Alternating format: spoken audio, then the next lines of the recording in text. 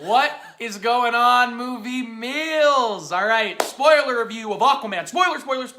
You've been warned. You have been warned. Don't say we didn't So we're warn just you. going to get into it, and I'm going to start us off because I feel like I should.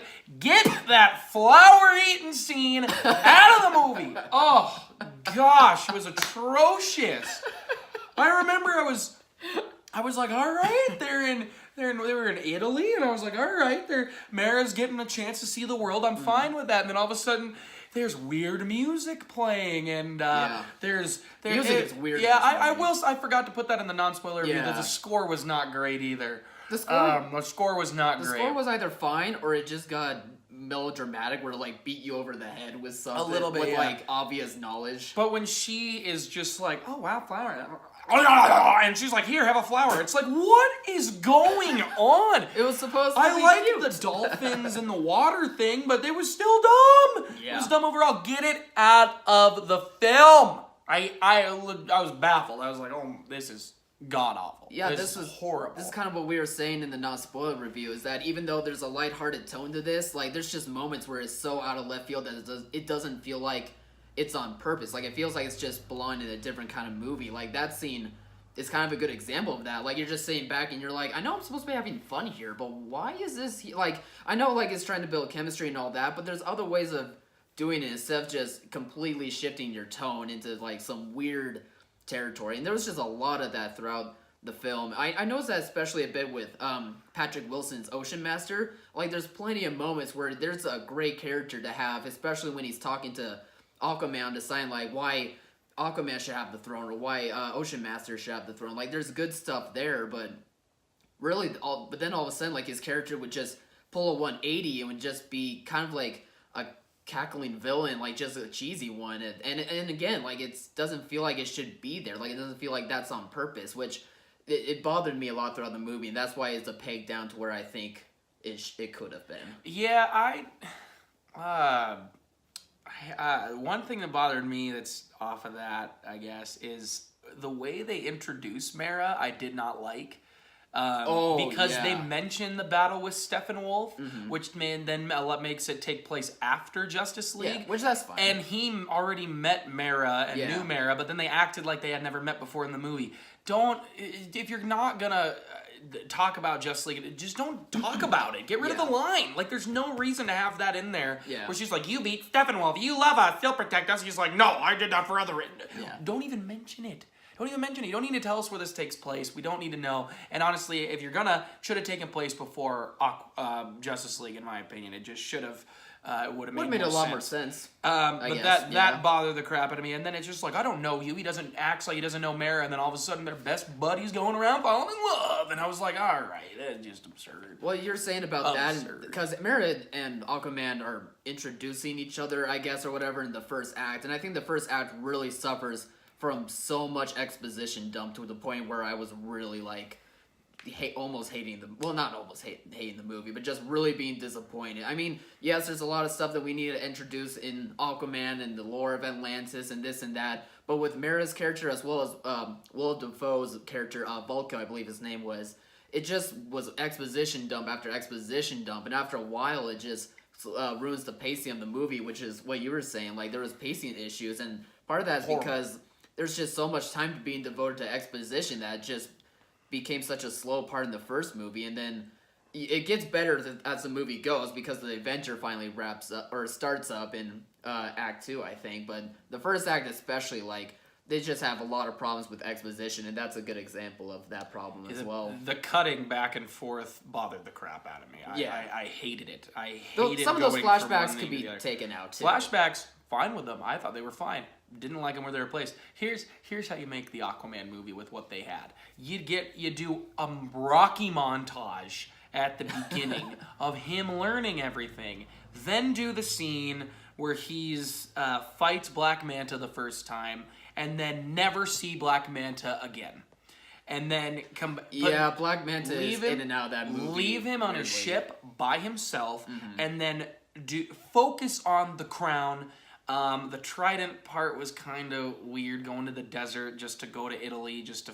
I didn't really love that, but if you leave that in, that didn't make that much sense for an Aquaman have movie. him fight other people outside of Black Manta. Have him do all the stuff he's gonna do, and then just build up the throne, build up the chemistry between the two of them, and then your end credit scene, have it be him, Black Manta, floating on his ship because he lost earlier in the game, and have him scene is dumb. Have him be where all the near where the wreckage is, and have all the tech just come to the surface for him to grab. Boom! You've got a Black Manta movie next. That would have been way better. You don't have to deal with Black Manta throughout the movie, and you can really build Black Panther, build the relationship up to fight for the throne. Let's see flashbacks to his brother and his past and his dad. Yeah, I want to see that. I did like Dolph Lundgren though.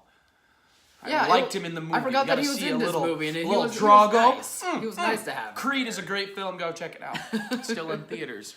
Yeah, I like I said earlier, the stuff for the fight for the throne. Like, there's interesting stuff there, and there's moments between Arthur and Ocean Master to where it really could have played out well. It could have been something similar to Black Panther, where the fight for the throne can be an interesting thing to have, but. And you can make a cool villain out of each other. Yeah, I mean, Ocean Master is a fine character. Like, he's definitely not the worst villain I've ever seen, but not at all. Like, Patrick Wilson does a great job with what he's given, but there's just decisions, whether it was from the director or from the writing team, to where they kind of just abandon that and they try to go in this adventure that I was okay with, like I was having fun with, but I just feel like there could be other avenues to where this story could get even more interesting. Yeah, I'm with you there. It did get better in the second half for me. Third act is really good. I really like the third act of it. It's okay. I didn't love the kiss in the middle of the battle. I think it would wait till the end of the movie, but they're just making out, and Jason Momoa is leaving his hand a little too low on the kiss. Too. Well, I was like, are you going for the butt there, Jason? As he's just going over, just whoop. No, but I noticed that. The dumb. There was just a lot of dumb stuff, but there were times it did look like Star Wars underwater, which was a lot of people's kind of idea in the trailers. I thought there were times with that. I thought when they were flying through and all the creatures in the dark sea were chasing him, I thought it looked beautiful. I thought creatures it was breathtaking. are awesome. All the creatures outfit are awesome. Nicole Kidman was in at the end looked so Power Rangers to me. I thought it just looked terrible. When she shows up, at first, when it was a wide shot and she's got the helmet on and Dragon Mare, and I was like, this is a weird creature. I'm into this. And no, it's not a creature. She's in a suit.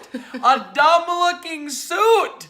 And I did not like it. I also will say the CGI in the beginning fight looked bad.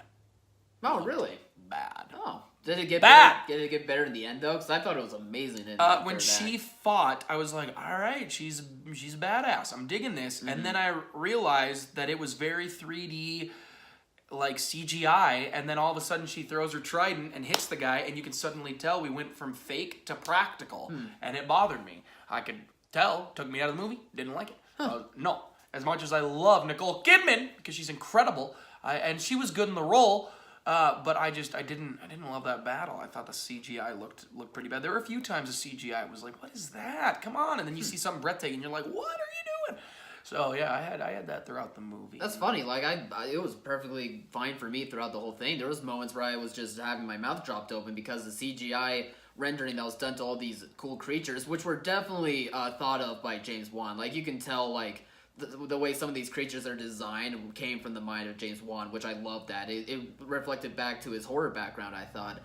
But no, CGI for me just looked incredible, whether it was the underwater war stuff or just some of the action sequences where they did have to use some CGI in there. But I thought it all looked pretty darn good to me, so I just didn't see that. Yeah, no, sometimes it was not.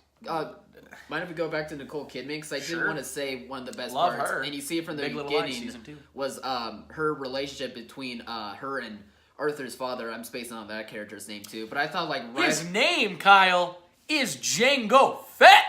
Let's go, Jango and Boba. You can't forget that. They're clones. I forgot about that. Second he popped up, I was like, all right, little Star Wars connection here.